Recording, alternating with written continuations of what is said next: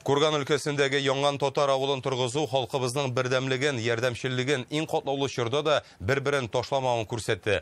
Бүген Рөстәм Миңнеханов бу зур хезмәткә үз өлешен керткән һәркемгә рәхмәтен җиткерде һәм дәүләт бүләкләре тапшырды. Казанда республика рәисе катнашында Татарстанның эшлекле партнерлары форумының пленар утырышы да булды. Анда Россия төбәкләре, чит илләрдән 350 татар эшмәкәре катнаша.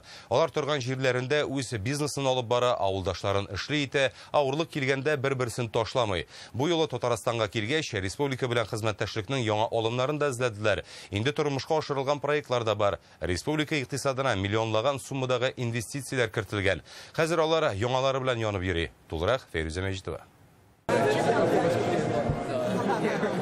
Олар Казанга 2 генә көнгә килгән, күрешеп сөйләшергә, тәҗрибә уртаклашып өлгерергә кирәк. Бөтен илгә сибелгән һәм якын чит илләрдә яшәүче татар эшмәкәрләре ел саен шулай Татарстанда очраша. Быел Испания белән Перудан да килүчеләр бар. Рөстәм Миңнеханов барысын да сәламләп, тарихи ватаннарын онытмаска, тамырларын белергә һәм бергә булырга өндәде. Бер очрашу үзе бер гомер, шуңа күрә Ходай кабул иткәч, менә күрешергә насип булды. Әлбәттә, һәр бер безнең очрашу, ул бер тарих. Сезнең һәммәгездә тормышта нәрсәдер булдырган, нәрсәдер күргән, кемгәдер нәрсәдер күрсәтерлек, шундый милләттәшләребез, без әлбәттә сезнең белән горурланабыз. Без сездән күбегездән күп әйберне өйрәнәбез.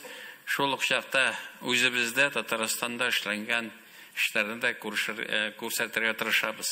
Татарстанда үз бизнесын башларга теләгән эшмәкәрләргә мөмкинлек бар. Быел Төмәннән пенопласт җитештерүче Ринат Гайсин Лаиш районында завод төзи башлау турында сөйләде. Безгә Лаиш район ошады. Бер яктан трасса М12 төзелә, икенче яктан город Казан.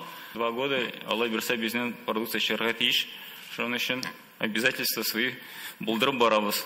Омскидан Тамир Алимбаев үз бизнесын Татарстанда 2021 елда ачкан. Авыл хуҗалыгы техникасы һәм запас частьләр сата. Асенова бистәсендә дилер үзәге ачарга җыена. Бу залда конкрет проектлар белән янып йөрүче эшмәкәрләр байтак. Әстерханнан Лилия Габидова 6 балык кибете тота. Тагын берне Казанда ачарга ниятли. Алтайдан килгән эшмәкәр Әнвәр Әминов татар атларын үрчетергә хыяллана. Быел Татарстан белән Алтай арасында уздырылган ат йөришеннән соң шундый теләге уяна. Заниматься коневодством, то есть развивать татарскую породу, не только татарскую породу, но и алтайская порода, у нас прекрасная порода. Бүген татар эшмәкәрләренә рәхмәт сүзләре күп яңгырады. Аларны май башында янгын чыгып, бөтен авылны көлгә өйләндергән Ишкин Йолдыз халкы әйтә. Миңнегәрәевләр гаиләсе бу залга рәхмәт әйтер өчен килгән. Сезгә Рөстәм Нургалиевич бик зур рәхмәт. Васил Габделгаевич үз командасы белән безгә килеп җиттеләр. Бөтен авылны җая йөреп, bütün bizning кыйты хәлләргә кереп, bütün сурашып, җыеп, сөйләшкәннән соң без инде йөрәкләребезгә ялы булып китте. Шуннан соң без аңладык, Татарстан безне ташламас. Миңнегәрәевләрнең йорт җирләре тулысынча янып бетә. Чәчәргә дигән ашлыклары да кара көлгә әйләнә. Документлары белән проблема килеп чыгу сәбәпле торакка сертификат ала алмадылар. Аларга Татнефть җәмгыяте йорт салып бирде. Bütün әмәбез яңадан обратно Алла биреп килде безгә. Бик инде беренче авыр булды безгә, авыр хәлләрдә идек.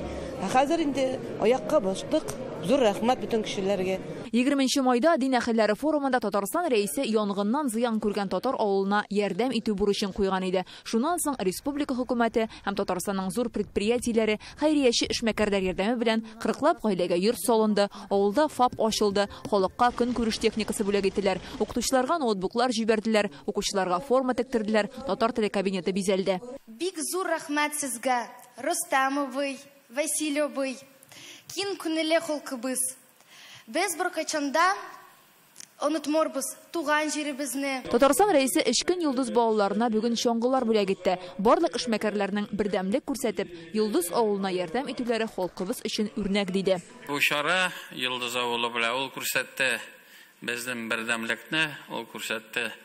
Без теге бәйрәмдә Сабантуйда гына түгел, авырлыклар килеп чыкканда да без бергә бер-беребезнең кулдан тотып, ярдәм күрсәтеп, менә бу авырлыкларны җиңәбез.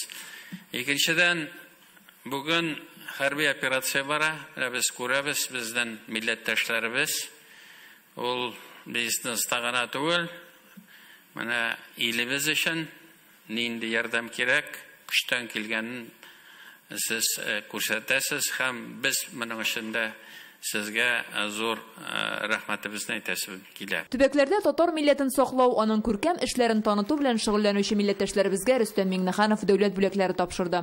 Курган өлкәсенең Урал аръягы татарлары оешмасы Татарстан рәисенең рәхмәт хаты белән бүләкләнде. Фирүзә Мәҗитова, Гадел Миндубаев, Яңа Гасыр каналы.